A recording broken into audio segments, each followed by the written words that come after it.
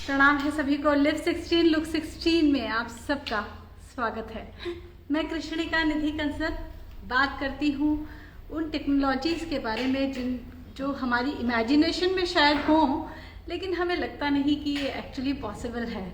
Parenting यानी कि अपने बच्चों को बड़ा करना इस तरह से कि वो कल को हमारे लिए एक चिंता का कारण ना बने, एक टेंशन का कारण ना बने, या फिर हर तरह के पोल्यूशन से अपने आप को बचाना, एनवायरनमेंट से, नेगेटिव एनवायरनमेंट से अपने आप को प्रोटेक्टेड रखना, या फिर टेक्नोलॉजी ऑफ स्पिरिचुअलिटी को समझना। हम स्पिरिचुअलिटी को एक फैन ऑन कर देंगे। हम स्पिरिचुअलिटी को ये तो समझते हैं कि हमारे लिए ज़रूरी है, अध्यात्म जिसे कहते हैं। हाँ, थोड़ा बहुत स्पिरिचुअलिटी फॉलो करना ज़रूरी है, ये बात हम जानते हैं। लेकिन टेक्नोलॉजी क्या है स्पिरिचुअलिटी की, ये समझना हमारे लिए मुश्किल है अश्विनी जी से, क्योंकि अश्विनी जी से हम ये समझ पाते हैं कि कंफ्यूजन कहाँ है और कंफ्यूजन से बचने का क्या तरीका है। अश्विनी जी, आपका बहुत स्वागत है आज के इस प्रोग्राम में। प्रणाम है आपको। प्रणाम। टेक्नोलॉजीज के आप एक्सपर्ट के रूप में जाने जाते हैं, एक इनोवेटर आप हैं। नई नई तकनीकें बनाना ये आपका एक स्वभाव रहा है। लेकिन अब आप स्पिरिचुअलिटी को भी अगर टेक्नोलॉजी से जोड़ना चाहें, अध्यात्म और टेक्नोलॉजी, क्या इन दोनों का कभी कोई साथ रहा है? क्योंकि कहते हैं कि धर्म और विज्ञान का कोई मेल नहीं, या तो वैज्ञानिक होगा या धार्मिक होगा। तो टेक्नोलॉजी का स्पिरिचुअलिटी से कोई कनेक्शन बन सकता है क्या? इसी के बारे में आज आपसे जानना चाहते हैं। देखो, पहली बात तो ये है कि मुझे पता नहीं धर्म क्या होता है। स्पिरिचुअलिटी जो है वो एक बीज है जो हर इंसान के अंदर होता है। It's a kind of seed which is made up of 5 elements. कहते हैं ना 5 तत्वों से सब कुछ बना है। तो ऐसे ही एक ये बीज है, ये एक सीड है, हर which is present in each human being. It is not present in the other bodies, other entities. It is present only in human beings. Mind it that the point to be understood, point which one has to understand is that human race is meant of 5 seeds. 5 type of seeds exist in the human beings. उसमें से जो एक बीज है उसका नाम है spiritual seed. वो कुछ कहते हैं उसका, आई थिंक यही नाम है, शायद कुछ तो नाम है उसका, स्पिरिचुअल सीड। बाकी 4 तो पता ही होंगे, फिजिकल, मेंटल और energetic, energy generation, energy transformation. तो 4 और 5वां जो है स्पिरिचुअल सीड है। तो स्पिरिचुअल सीड के बारे में तो मुझे मालूम है, मुझे नहीं मालूम कि धर्म क्या है और रिलीजन क्या है और रीजन क्या है। I don't know that, but I am talking about precisely is the spiritual seed present in each human being. तो अध्यात्म शब्द तुमने कहा तो मुझे नहीं मालूम जी। स्पिरिचुअल सीड क्या है बताया ना, जैसे 5 तत्व गिने जाते हैं। कहते हैं ना 5 तत्वों से सारे यूनिवर्स बना है, हर चीज 5 तत्वों से बनी है। तो उसमें से ज्यादातर 4 की नॉलेज तो सबको है।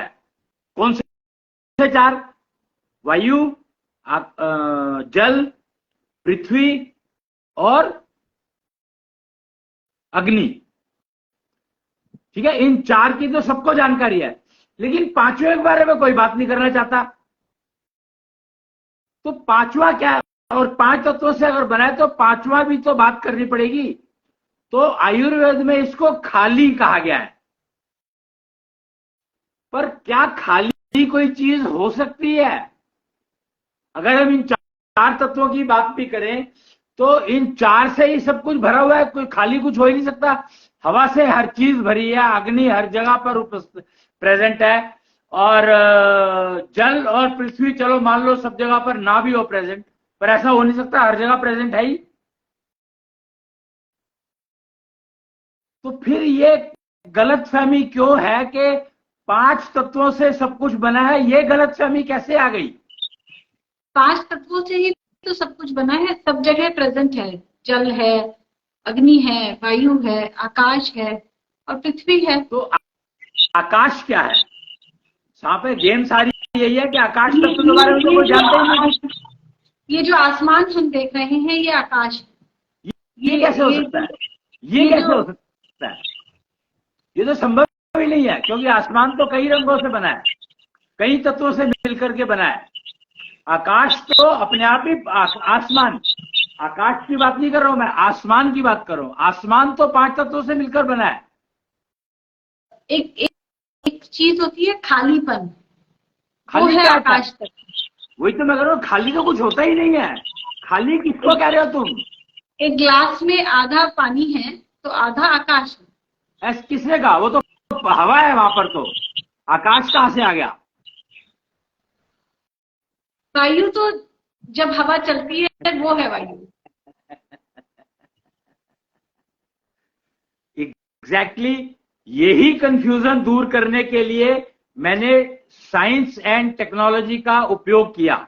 मैं टाइम साइंटिस्ट जाना जाता हूं, तो इसीलिए जाना जाता हूं क्योंकि टाइम, वो एक स्टेटमेंट कहते हैं space and time. What is space? Space खाली जगह को कहते हैं।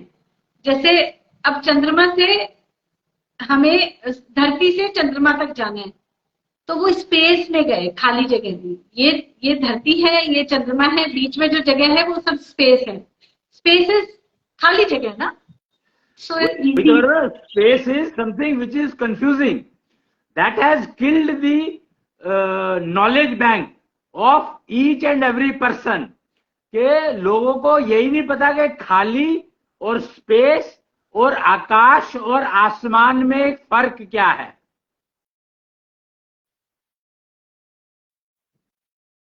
इन 4 शब्दों में फर्क क्या है यही नहीं पता किसी को। कोई पता करने की कोशिश ही नहीं करने को तैयार। अश्विनी जी, ये फर्क हमें पता करने की जरूरत क्या है? तो सारा आनंद और pen, entire enjoyment and entire pain belongs to this 4 words. It depends on all these 2 words are dependent on these 4 words. जो तुम समझोगे वही तुम्हें मिलेगा। अगर हम सड़क पे जा रहे हैं, हमारा ठोकर लग गई, पैर पे ईंट लग गई, पैर में दर्द होगा, पेन है। इसमें ना तो आसमान इन्वॉल्व है, ना आकाश इन्वॉल्व है, ना स्पेस इन्वॉल्व है। क्यों? ईंट लगी है, चोट जब चल रहे थे तो अभी तो तुमने कहा कि पृथ्वी से चंद्रमा पे गए तो खाली स्पेस था, हम उसमें चले गए। तो जब तक ईंट नहीं लगी थी, जब तक तुम खाली स्पेस में नहीं चल रहे थे क्या? फिर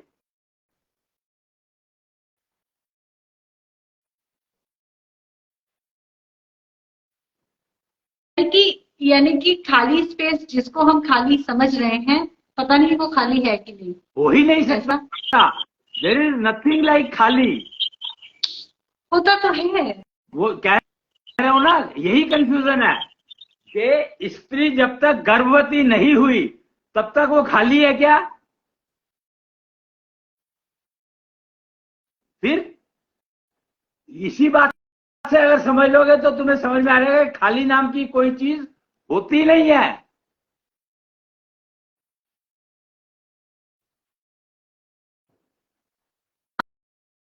हाँ, यही ना कि वो खाली नहीं है तो क्या भरा है? आकाश तत्व भरा है। वही ग्लास में आधा पानी है, आधा आकाश तत्व है। वायु तो सब है जब हवा चल रही है। नहीं नहीं नहीं, यही कंफ्यूजन है। जब तुम गिलास की बात करते हो तो वो हवा से भरा है, और जब तुम गर्भवती स्त्री की गर्भ की बात करते हो तो वो आकाश तत्व से बना है। यही फर्क समझना होगा। आकाश तत्व और वायु तत्व में फर्क समझो कि आकाश तत्व का मतलब है it changes, it shifts, it gives place to others. वायु डज नॉट। हवा जो है वो तो अपने साथ ले जाती है चीजों को, आकाश तत्व आपको जगह देता है आने के लिए। यही फर्क है, एक रिप्लेस होता है, एक डिस्प्लेस होता है। तो इसको समझने के लिए तुम्हें दो शब्द समझने पड़ेंगे, रिप्लेस एंड डिस्प्लेस। ग्लास में आधी जगह खाली है, मैं उसमें चाहे कोई भी लिक्विड या इवन सॉलिड डाल सकती हूँ, भर सकती हूँ, वो मुझे जगह दे रहा है ग्लास। हाँ करेक्ट। तो आप कह रहे हैं कि वो वायु है, जगह नहीं दे रहा, वहां पर तुम वायु को रिप्लेस कर रही हो। जो जिस गिलास में कुछ भी नहीं डला हुआ तो वो वायु से भरा हुआ है, और तुम उसमें कुछ भी डालोगे तो वायु को रिप्लेस कर रहे हो तुम।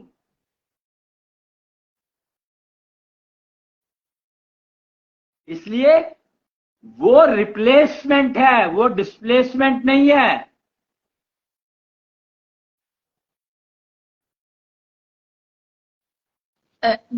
डिस्प्लेसमेंट क्या हुआ? हाँ, तो डिस्प्लेसमेंट हुआ, आपने ईंट रख दी रास्ते में, एक ईंट को उठा के दूसरी जगह रख दिया, ये है डिस्प्लेसमेंट।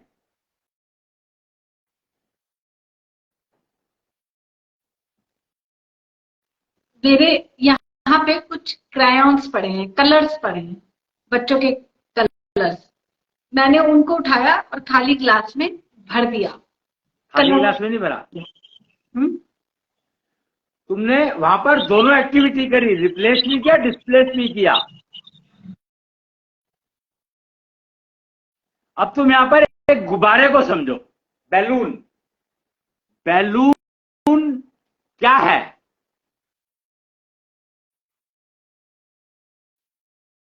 बैलून एक स्ट्रेचेबल सा कोई कंपोनेंट है, तो हमने उसमें वायु, हवा भरते हैं मुंह से। वो जो हवा जो भर रहे हो वो कहाँ भर रहे हो? बैलून के अंदर। हाँ, तो बैलून के अंदर आकाश तत्व है और वो तुम्हें जगह दे रहा है, वहां पर तुम हवा भरते जा रहे हो।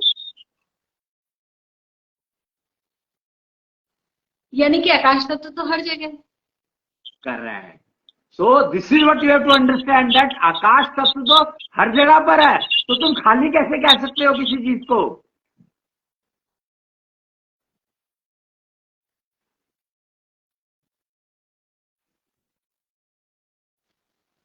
मेरा क्वेश्चन ये था कि हमें आकाश तत्व को समझने की जरूरत क्या है?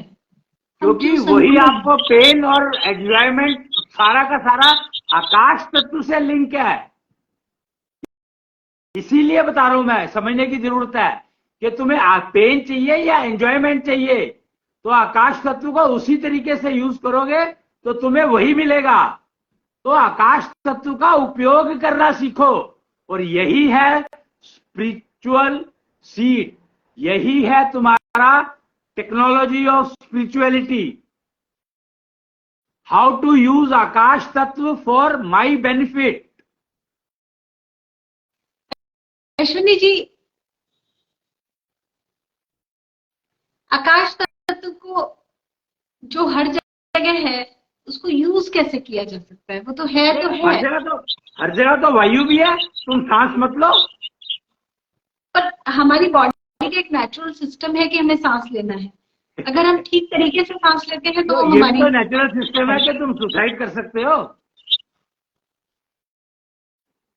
ये नेचुरल है क्या? Nothing is natural. Everything, for everything you have to put in efforts, that is the key. बिना एफर्ट के अगर तुम्हें कुछ मिल रहा है तो वो 99% नुकसान ही देगा।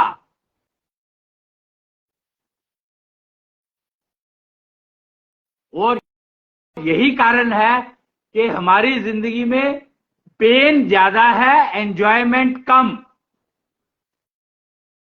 बिना एफर्ट के कुछ भी मिला तो उसने हमें कष्ट दिया। अब एफर्ट में आकाश तत्व कहाँ है? I mean, आप कह रहे हैं कि कोई भी पेन, कोई भी एंजॉयमेंट आकाश तत्व से कनेक्टेड है, जबकि मेरा अपना मानना है कि आकाश जो पेन है उसके अपने रीजंस हैं, एंजॉयमेंट है उसकी अपनी आप रीजन। यहाँ पर रीजन की हो ही नहीं रही है। आकाश तत्व Sorry. कहाँ है? वही जैसे वायु तत्व का तुम यूज कर लो तो तुम्हें शरीर में रोग रह नहीं सकते। वायु इज ए ट्रांसपोर्ट, वो तुम्हारे सारे रोगों को नष्ट कर सकती है। तो वो कैसे कर लेती है? क्योंकि तुम वायु का यूज कर रहे हो। प्राणायाम क्या है? प्राणायाम वायु का उपयोग ही तो है, और क्या है? पानी जो पीते हो तुम, तो जल का उपयोग नहीं कर रहे हो क्या?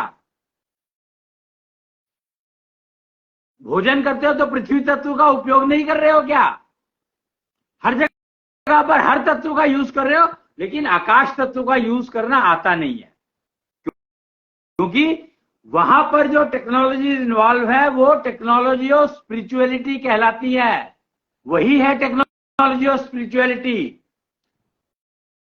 कि आकाश तत्व को तुम पेन के लिए यूज करो या एंजॉयमेंट के लिए यूज करो, चॉइस इज योर्स। जी, क्या आपका मतलब ये है कि हम आकाश तत्व को यूज करना नहीं जानते, इस वजह से हमारी लाइफ में पेन रहता है? चर्चा ही नहीं है तुम्हारी जिंदगी में आकाश तत्व की, तो बात ही कोई नहीं करने को तैयार। सबने पता नहीं किस किस से जोड़ दिया। तुमने शुरुआत की थी धर्म। मुझे नहीं पता धर्म क्या होता है। मुझे ये पता है कि आकाश तत्व का यूज करोगे तो तुम्हारी जिंदगी में तुम डिफाइन कर सकते हो तुम्हें पेन चाहिए या एंजॉयमेंट चाहिए, आनंद चाहिए, पूर्ण आनंद चाहिए, संपूर्ण आनंद चाहिए। तो वो तुम आकाश तत्व का उपयोग करके ही प्राप्त कर सकते हो। ये सारा खेल जिसको कि हम इमोशंस कहते हैं, ये सारा का सारा खेल ही आकाश तत्व का है।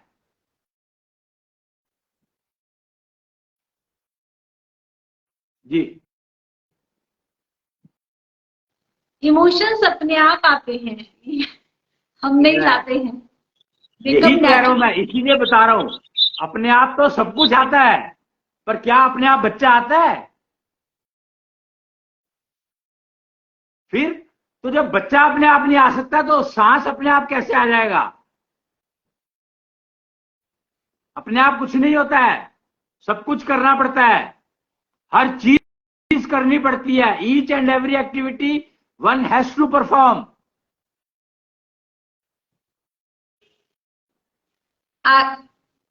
ओके, जितने भी पेन्स हैं या जितने भी एंजॉयमेंट हैं, ये हमारे इमोशंस से जुड़ते हैं, और हमारे इमोशंस आकाश तत्व की वजह से हैं। तो क्या आपका मतलब ये है कि हम अपने इमोशंस को अपने अकॉर्डिंग ड्राइव कर सकते हैं?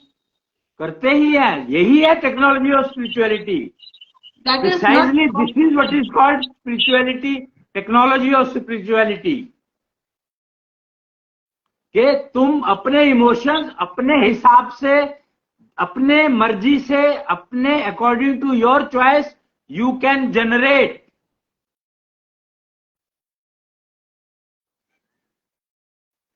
ये ऐसे करने से काम नहीं चलेगा, ये फैक्ट है। टेक्नोलॉजी ऑफ स्पिरिचुअलिटी पर तुम बात कर रहे हो, तो technology of spirituality is precisely learning how to use आकाश तत्व।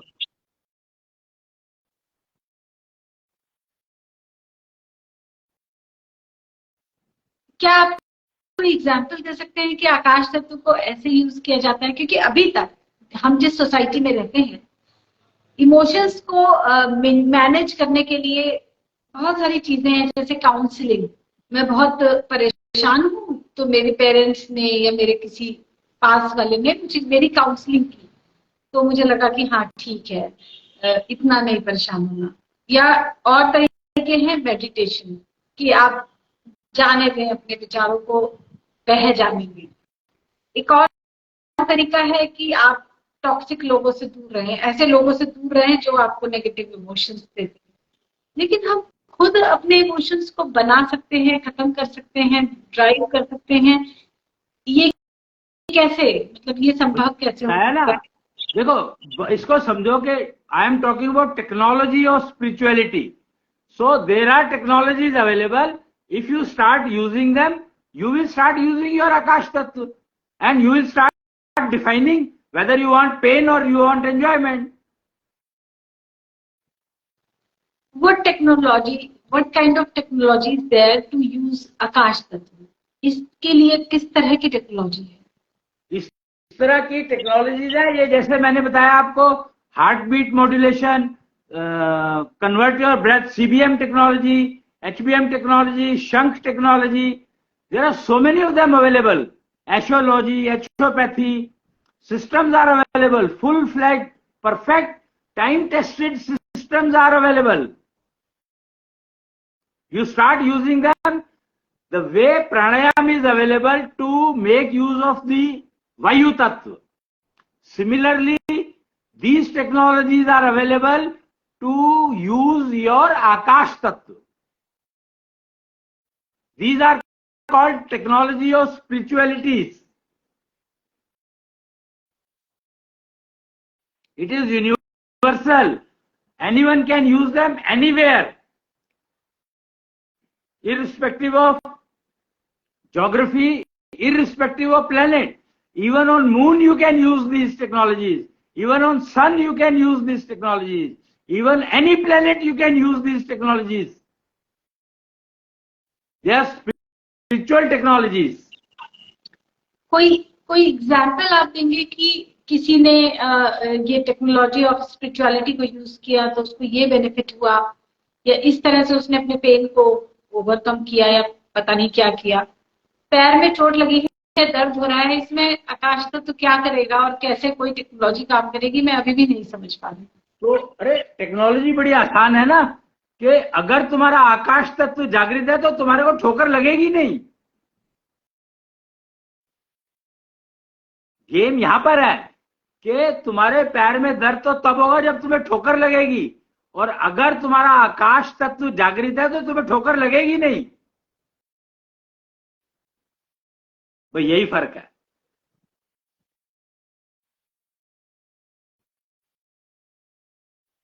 मीन्स अगर आकाश तत्व अवेकेंड है तो हम उन सिचुएशन से बच पाएंगे जो हमें पेन देती हैं। बता रहा हूं ना कि यू कैन डिफाइन। क्यों, तुम जान करके तो ठोकर मार ही सकते हो ना अपने आप को। सोच समझ कर तो आप तुम अपने आप को ठोकर मार सकते हो ना। तो आकाश तत्व का यूज यही है कि you can define whether you are agree to take receive pain और you are agree to receive enjoyment. You can define yourself. Ashwini ji, ठोकर लगेगी, एक्सीडेंट होगा, पेन वाली सिचुएशन आएगी, ये कहीं ना कहीं हमारे प्रारब्ध से जुड़ता है, हमारे पास्ट में लिखा जा चुका होता है। जैसे कि डेस्टिनी रीडर्स भी पढ़ के बताते हैं कि आपको इस कंटेक्स्ट में दुख आएगा, इस समय पे आएगा, और कहते ही हैं कि जो होनी होती है वो तो लिखी होती है। तो अब हमने आकाश तत्व का उपयोग करके हम उसको कैसे बदल सकते हैं? क्या बदलने की बात नहीं कर रहे हैं, पर उससे होने वाले नुकसान को कम कर सकते हो। जैसे तुम्हें पता है कि एक्सीडेंट होगा, या ठोकर ही की बात करते हैं, मान लो हमें पता लग गया कि अप्रोक्सीमेटली मेरे डेस्टिनी रीडर ने बताया कि इस टाइम पे तुम्हें ठोकर लगने की संभावना है। तो मैंने अगर अपने आकाश तत्व को उपयोग करना जानता हूं मैं, तो मुझे वो पेन नहीं होगा। ठोकर तो लगेगी, ठोकर से मैं नहीं बच सकता, लेकिन पेन नहीं होगा। यहां पर बात पेन की हो रही है। इसका मतलब अश्विनी जी आपको डेस्टिनी मॉडिफायर के रूप में जाना जाता है। डेस्टिनी मॉडिफिकेशन में आकाश तत्व का यूज किया जाता है, ऐसा? एग्जैक्टली। डेस्टिनी मॉडिफायर मानकर चलते हैं कि सबसे पहले जब भी कोई फायदा या नुकसान होने वाला है तो सबसे पहले आकाश तत्व बिगड़ता है, वार्निंग देता है। अर्ली वार्निंग सिस्टम जो है वो सारे आकाश तत्व पर आधारित है। तो एक और डेस्टिनी मॉडिफायर जी। क्या हमारी हार्ट बीट, हृदय गति, क्या हमारी हार्ट बीट भी समहाउ आकाश तत्व से कनेक्टेड है? हाँ, जो सुनाई देती है वो बिना आकाश तत्व के सुनाई नहीं दे सकती। साउंड ट्रेवल्स बिकॉज ऑफ आकाश तत्व। एनर्जी की ट्रेवलिंग ही सारी की सारी आकाश तत्व पर डिपेंडेंट है। Total energy traveling from one place to other place is completely dependent on आकाश तत्व only। मैंने ये सुना है कि बहुत से लोग उनको एक एहसास हो जाता है कि कुछ समस्या आने वाली है, परेशानी आने वाली है। और ये जो उन्हें एहसास होता है अपनी नाड़ी के थ्रू होता है, यानी कि अपनी हार्ट बीट के थ्रू उन्हें समझ आता है कि अब कुछ खराब होने वाला है, दुर्घटना घटने वाली है। तो क्या उनको आकाश तत्व के थ्रू ये समझ आता है? देखो, हार्ट बीट जो है, जब तुम्हें कोई चीज ऐसी दुर्घटना होने वाली है, जो इंट्यूशन जिसको कहते हैं, early warning, intuition is nothing but early warning system.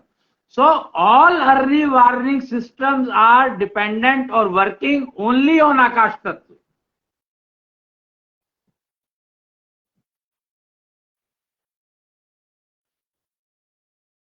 जी.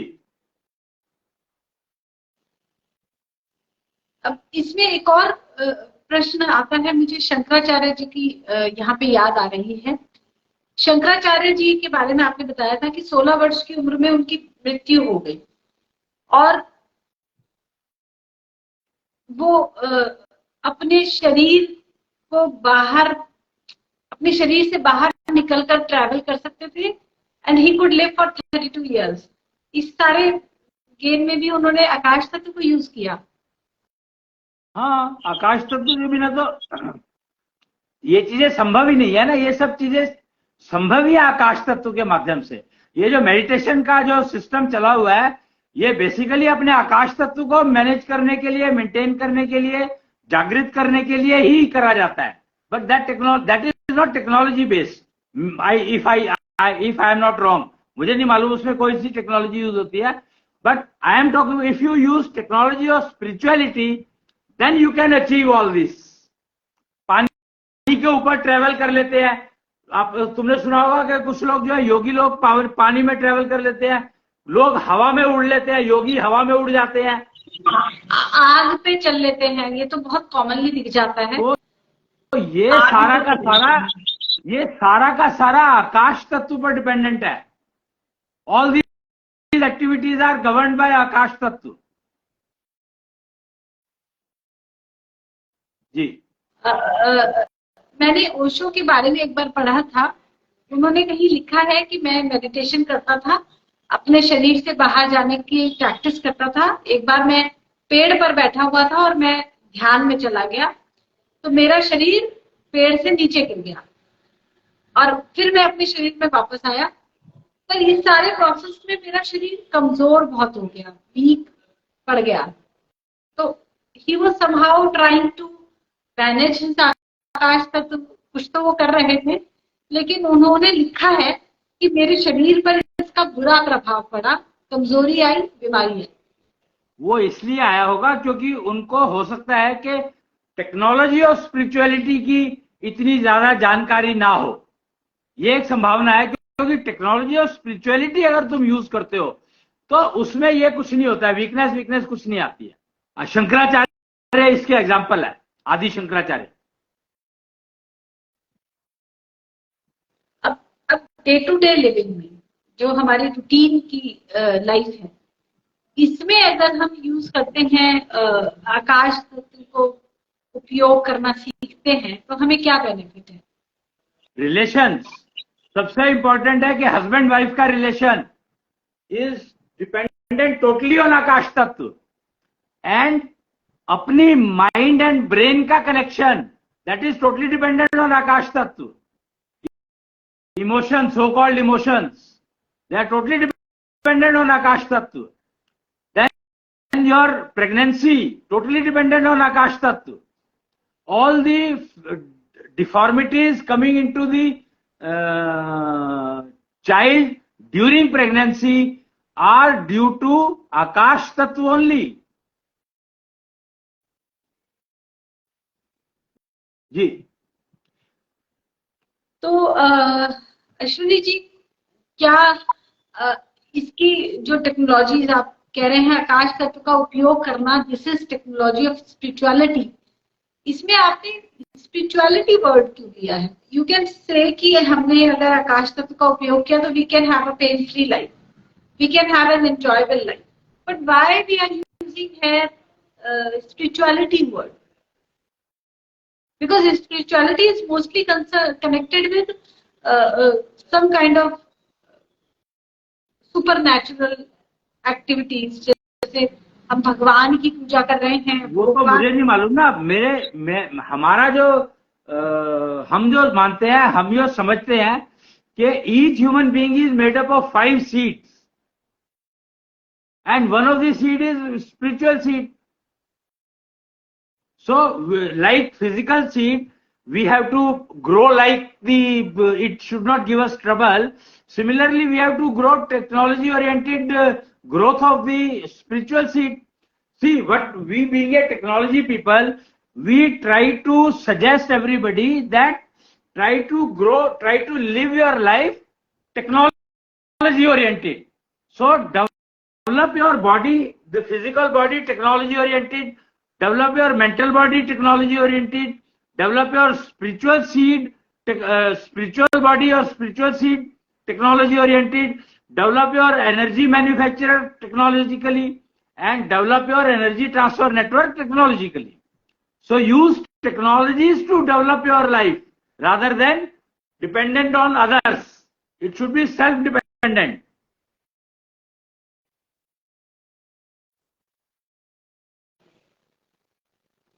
अब मैं यहाँ पे सिर्फ स्पिरिचुअल सीड की बात करूंगी। हालांकि आपने जब 5 सीड्स की बात की तो 5 सीड्स के बारे में इतने सारे क्वेश्चंस बनते हैं कि मैं बात करने लगूंगी तो सब्जेक्ट से शायद हट जाऊं। जब हम स्पिरिचुअलिटी की बात करते हैं, स्पिरिचुअलिज्म की बात करते हैं, तो इसका हिंदी शब्द आता है अध्यात्म, यानी कि अपने आप को जानना।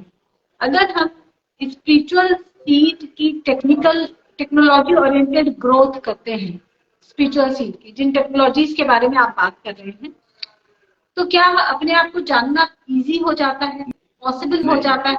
It has no connection. It has the spiritual seed is just connected with your pain and enjoyment. That's all. It has nothing to do with anything else. जी. एक शब्द है नॉलेज। नॉलेज का मतलब होता है जानना, ज्ञान। एक समय हुआ करता था जब हमारे जो बड़े लोग थे उनको बहुत ज्ञान होता था, तो हम उनसे बहुत कुछ सीख पाते थे, समझ पाते थे, हमें कई प्रॉब्लम्स के सॉल्यूशन मिलते थे उनसे। तो we used to respect our elders. ये भारतीय संस्कृति का हिस्सा था कि बड़े लोग नॉर्मली ज्ञानी हो जाते हैं। आज का जो एरा है, हम लोग हैं जैसे, हमें इतना नॉलेज नहीं होता, तो हम गूगल पे सर्च करके बच्चों को आंसर देते हैं। 2 साल में बच्चे समझ जाते हैं कि पेरेंट्स ने वहीं से बताना है, तो वो खुद ही गूगल पे सर्च करना शुरू कर देते हैं। तो they don't respect their elders. और ज्ञान होता है तो हम इतनी जल्दी छोटी छोटी बातों से परेशान नहीं हो जाते। तो क्या स्पिरिचुअल सीड हमारे ज्ञान से भी जुड़ता है, हमारी नॉलेज से जुड़ता है? समहाउ इससे क्या हमारी नॉलेज बढ़ती है? क्या कुछ ऐसा कनेक्शन है? बढ़ती नहीं है, लेकिन अपनी नॉलेज को एक्सपैंड कर सकते हो अगर तुम्हारा स्पिरिचुअल सीड ठीक से टेक्नोलॉजिकली डेवलप्ड है तो। मतलब स्पिरिचुअल सीड डेवलप करने का मतलब यह है कि तुम्हारी नॉलेज बढ़ गई। स्पिरिचुअल सीड अगर डेवलप करते हो तो तुम्हारे को नॉलेज बढ़ाना आसान हो जाता है। जैसे ब्रीदिंग करते हो, सांस लेते हो, प्राणायाम करते हो, तो तुम्हें बेटर फील होता है। तो ऐसे ही जब तुम नॉलेज गेन कर रहे होगे तो तुम्हें पता रहेगा कि नॉलेज तुम्हारे फायदे की है या नुकसान की है। तो इसलिए स्पिरिचुअल सीड को टेक्नोलॉजिकली डेवलप करना जरूरी है कि वो तभी तो पेन, और अगर कोई चीज नुकसान किया तभी तो पेन देगी ना वो। इसीलिए spiritual seed is only connected with your pain and enjoyment, nothing else. Okay, spiritual seed is only connected with our pain and enjoyment. Pain के बारे में आपने बताया कि हम ऐसी सिचुएशन में ही नहीं पड़ेंगे जिसकी वजह से हमें पेन आ सके, तो we will be able to protect ourselves. Enjoyment कैसे बढ़ेगा? स्पिरिचुअल सीड की टेक्नोलॉजी ओरिएंटेड ग्रोथ हुई, तो इससे एंजॉयमेंट कैसे बढ़ा? क्योंकि एंजॉयमेंट कम कैसे होता है ये समझो। एंजॉयमेंट कम होता है डिस्ट्रैक्शन से।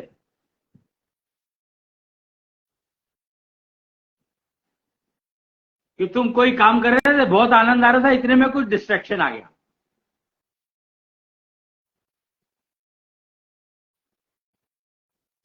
तो उस डिस्ट्रैक्शन को तुम बिना डिस्टर्ब हुए हैंडल कर पाओगे। मल्टीटास्किंग जिसको कहते हैं। तो जितना अच्छा तुम्हारा आकाश तत्व या स्पिरिचुअल सीड डेवलप्ड होगा, उतनी ही ज्यादा तुम मल्टीटास्किंग कर पाओगे।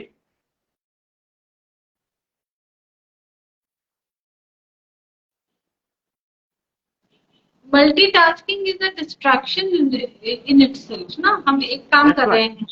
नहीं तो डिस्ट्रैक्शन आता है तो तुम डिस्टर्ब हो जाते हो। See, multitasking is not a disturbance, distraction. Multitasking is के कोई और दूसरा काम आ गया है, वो बहुत इंपॉर्टेंट था, तो उसको तुमने हैंडल कर लिया बजाय पेंडिंग छोड़ने के, और जिसका डैमेज बहुत ज्यादा हुआ।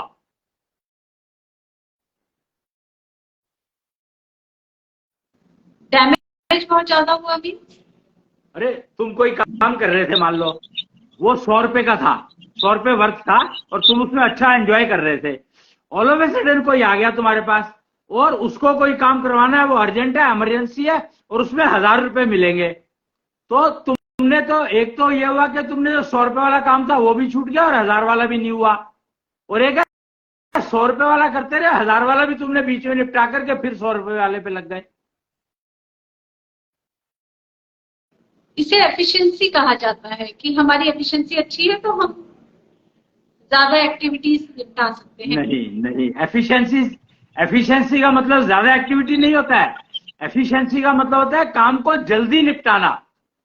तो उस केस में तुम क्या करोगे, 100 रुपए का काम पूरा करके फिर 1000 वाले काम को देखोगे।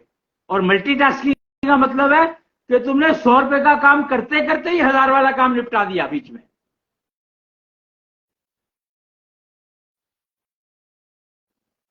मीन्स 100 रुपए वाला जो काम था जिसमें हमारा आनंद जिससे कनेक्टेड था, उस काम को हमने छोड़ा नहीं। हाँ, और कोई एक्टिविटी आई तो वो भी हमने कर ली, लेकिन उस काम को हमने छोड़ा नहीं। करेक्ट। उसमें हो सकता है कि टाइम थोड़ा सा ज्यादा लगे, doesn't matter.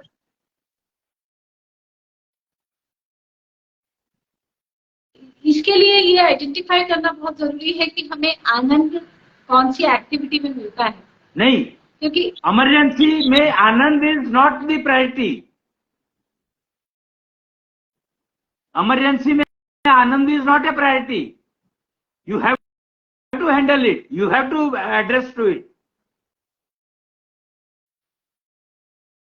So it is better that you go for multitasking and then see where what portion of Anand you can sacrifice to execute that emergency.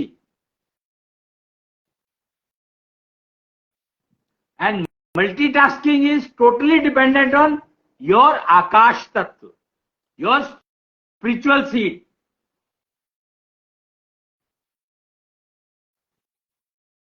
जी। अब जैसे किसी बच्चे को वीडियो गेम खेलने में आनंद मिलता है और उसको उसके पेरेंट्स ने टेक्नोलॉजी सिखा दी कि वो अपने स्पिरिचुअल सीड को डेवलप कर रहा है, मेंटेन कर रहा है।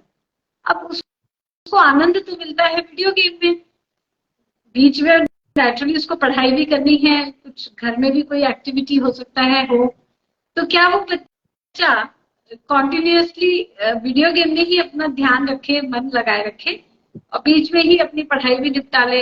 अपनी मन लगाएगा, यहाँ पर फर्क समझो। मन लगाए रख, तुमने शब्द यूज किया मन लगाए रखे। मन लगाने से आनंद नहीं मिलता है, बात आनंद की हो रही है। वीडियो गेम में उसको आनंद मिलता है, तो बीच में जो कोई काम आया उसको पूरा किया, फिर दोबारा वीडियो गेम में लग गया, काम पूरा किया उसने। अगर आकाश तत्व जागृत है तो वो अपने इमरजेंसी हो या इंटरप्ट हो या मल्टीटास्किंग वो जरूर कर पाएगा, उसको कोई फर्क नहीं पड़ेगा किसी भी एक्टिविटी में। और अगर उसने अपने एशो चार्ट को ठीक मेंटेन किया है तो वो सारे काम परफेक्टली करेगा।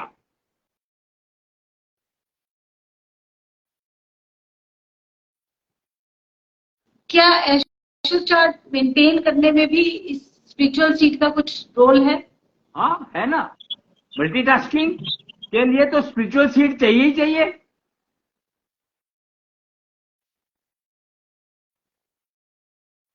शायद मुझे ऐसा लग रहा है कि हम स्पिरिचुअल सीट को नॉलेज सीट के नाम से भी जानते हैं। जान सकते हैं, क्योंकि ये नॉलेज को बढ़ाने में हेल्प करता है। अगर स्पिरिचुअल सीट बेटर होगा तो नॉलेज बढ़ाना आसान होगा। बताया तो मैंने भाई, मल्टीटास्किंग का मतलब ही यही है ना कि मल्टीटास्किंग तुम तभी कर पाओगे जब तुम्हारे को वो नॉलेज है उस चीज की। महाराजा अग्रसेन इसके बहुत अच्छे एग्जाम्पल हैं। वो मल्टीटास्किंग क्या करते थे, परफेक्ट।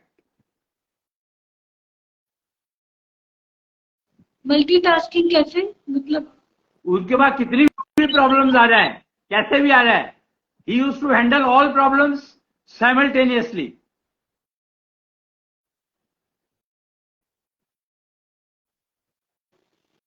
अच्छा अश्विनी जी, मेरा एक और प्रश्न था कि ये जो स्पिरिचुअल सीट डेवलप करने की बात है, इसकी टेक्नोलॉजी है आकाश तत्व का उपयोग करना, ये हम किसी भी एज में सीख सकते हैं या इसकी कोई एज है, कोई एलिजिबिलिटी क्राइटेरिया है, कोई प्री रिक्विजिट है, ऐसा कुछ? मेनली वैसे तो it can be learn in any age, but the problem is that teenage is suppose to be the best. क्योंकि अब हमारी वो तो टीनेज एक्चुअली निकल चुकी है। नहीं, बाद की एज में प्रॉब्लम यह है कि टाइम ज्यादा लगता है, और क्योंकि पता नहीं कितने डिस्ट्रैक्शन ऑलरेडी की वजह से तुम अपना कितना डैमेज कर चुके हो, तो उस डैमेज को रिकवरी करने में टाइम बहुत लग जाता है। ये है प्रॉब्लम। क्योंकि इससे होता क्या है कि इस प्रोसीजर से एज रिवर्सल शुरू हो जाता है, एजिंग इफेक्ट कम होना शुरू हो जाता है। तो ये कारण है कि सीख तो तुम किसी भी उसमें सकते हो, प्रैक्टिस किसी भी एज में स्टार्ट कर सकते हो, पर बेनिफिट उतना ही डिलेड मिलेगा जितनी लेट करते हो तुम। अर्ली टीनेज इज बेस्ट, 15-16 साल। जैसे कोई पर्सन है, उन्होंने 40 की एज में स्टार्ट किया, तो 40 की एज तक ऑलरेडी काफी डैमेज हो चुका है। अब ये 40-45 की एज ऐसी होती है जिसमें एंजॉयमेंट का कुछ पता नहीं होता। There are so many responsibilities, career से रिलेटेड, फैमिली से रिलेटेड, अपनी हेल्थ डिस्टर्ब कर रही है, इधर पेरेंट्स की एज बढ़ गई है। तो ऐसे केस में एंजॉयमेंट तो भूल ही जाओ। बोझ तले दबा हुआ इंसान, दैट इज व्हाट 45 की एज इज। तो ऐसे केस में अगर कोई शुरू करे तो it might take maybe 10 साल या ऐसे। देखो, मैं ये कह नहीं सकता हूं, ये तो डिपेंड करता है कि वो how much that person is able to practise and adopt.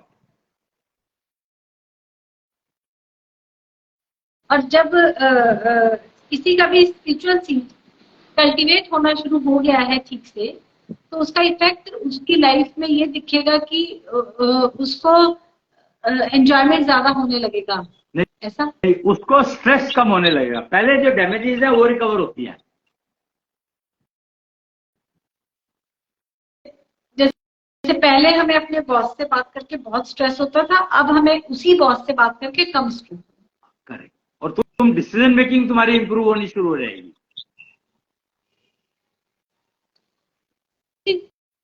Ashwini ji, decision making तो हमारी माइंड और ब्रेन से जुड़ती है। Mind and mind and brain की टीम भी आप कह रहे हैं कि स्पिरिचुअल सीट से ही कनेक्टेड है, तो डिसीजन मेकिंग का पर इफेक्ट आएगा। तो ये है टेक्नोलॉजी ऑफ स्पिरिचुअलिटी, जिसके बारे में आज आप हमें बताया। यस। इसका बस अब मुझे लगता है कि 5 मिनट में हम लोगों को वाइंड अप कर लेना चाहिए। 45 मिनट्स तकरीबन हो चुके हैं। मैं ये जानना चाहती थी कि क्या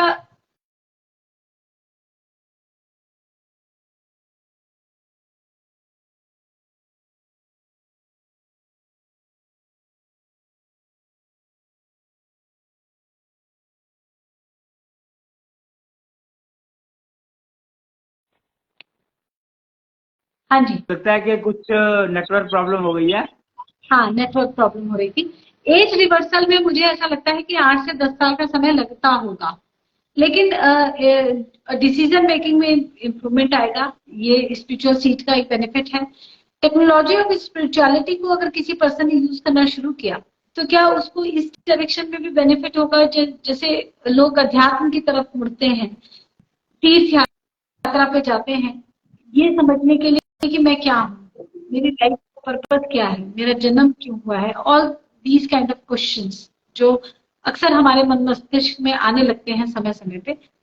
तो क्या इसमें भी हमें बेनिफिट होता है स्पिरिचुअल सीट को कल्टीवेट करने का? मैं कह नहीं सकता, I can't say, confusion because my expertise is to train people on how to cultivate their spiritual seed, physical seed, mental seed, energy seed.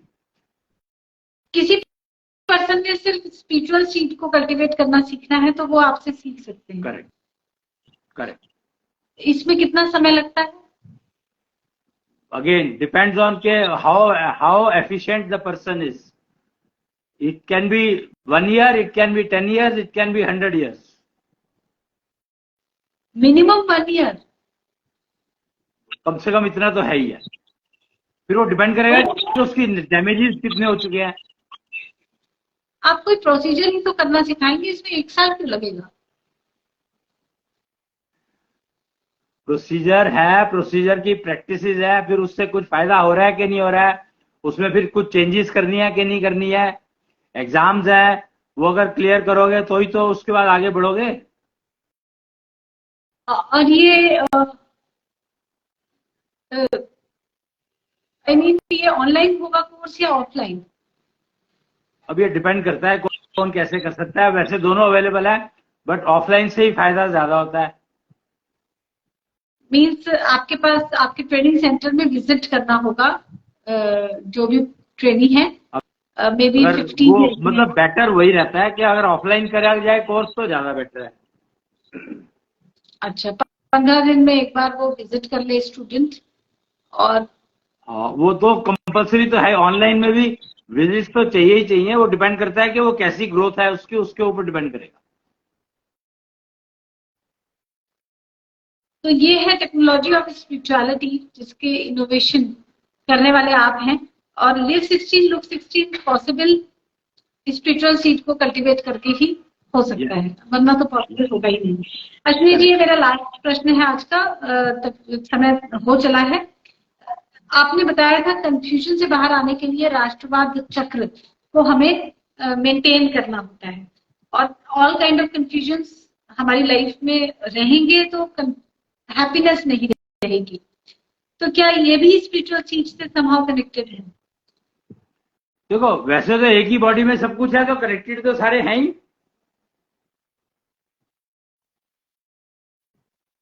Means पांचों बीज की हेल्थ हमारे सभी चक्रों को, 4 चक्र जो हम आपने हमारी बॉडी के बताए हैं, उन चारों चक्रों को इफेक्ट करता है। बिल्कुल बिल्कुल। तो अश्विनी जी, आज टेक्नोलॉजी ऑफ स्पिरिचुअलिटी का एक बहुत इंपॉर्टेंट चैप्टर हमारा क्लियर हुआ है। 3 सब्जेक्ट्स डिजिटल लिविंग के आपने बताए हैं, एक science of time, science of sincerity और टेक्नोलॉजी ऑफ स्पिरिचुअलिटी। तो इन तीनों सब्जेक्ट्स को यूज करके डिजिटल लिविंग में माइग्रेट किया जा सकता है। एक और बात मैं यहाँ पे आपसे पूछना चाहती थी कि एशो मैनेजमेंट को आपने डिजिटल लिविंग के कंपल्सरी पार्ट में क्यों नहीं इंक्लूड किया? एशो management about maintaining our own gender contradiction, ये इन तीनों में कहाँ कवर हो जाता है? मतलब तीनों में, मतलब समझा नहीं मैं, क्या कह रहे हो? डिजिटल लिविंग के लिए ये जरूरी है कि हम एशो मैनेजमेंट सीखें, और डिजिटल लिविंग के लिए 3 एसेंशियल सब्जेक्ट्स हैं, science of time, science of sincerity और टेक्नोलॉजी ऑफ स्पिरिचुअलिटी। तो इसमें एशो मैनेजमेंट तो है ही नहीं। एशो मैनेजमेंट तो मैनेज करने के लिए है ना। सीखोगे, मैनेज तो तब करोगे जब कुछ सीखोगे। तो सब्जेक्ट करे, जैसे बीटेक कर ली और उसके बाद एमबीए करी। तो स्कूल के सब्जेक्ट्स हो गए science of time and science of sincerity, BTech हो गया technology of spirituality, and MBA हो गया एशो management, and then we can migrate to digital living. तो अश्विनी जी, अगर कोई डिजिटल लिविंग में माइग्रेट कर गया है ऑलरेडी, उसने कर लिया है माइग्रेट, तो क्या उसको कभी कोई बीमारी नहीं आएगी? अगर वो जो प्रोसीजर्स है डिजिटल लिविंग के वो करता रहेगा तो नहीं आएगी। ये तो डिजिटल लिविंग में माइग्रेट करने के बाद तुम काम करना छोड़ दोगे, मतलब नौकरी मिल गई तो उसके बाद काम करना छोड़ दोगे क्या?